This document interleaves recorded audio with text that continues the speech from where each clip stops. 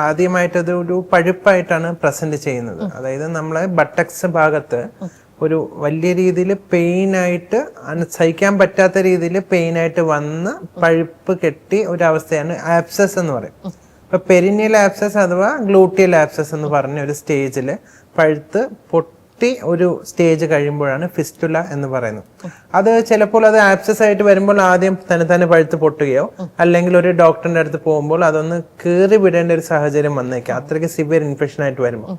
അപ്പൊ ആ ഒരു ആപ്സസ് കീറി വിടുകയോ പഴുത്ത് പൊട്ടുകയോ ചെയ്ത് കഴിയുമ്പോൾ ആ ആപ്സസ് ഒഴുകി പഴുപ്പെല്ലാം ഒഴുകി പോയി കഴിയുമ്പോൾ അവിടെ ഒരു ഓപ്പണിംഗ് റിമൈനിങ് ആയിട്ട് വരും.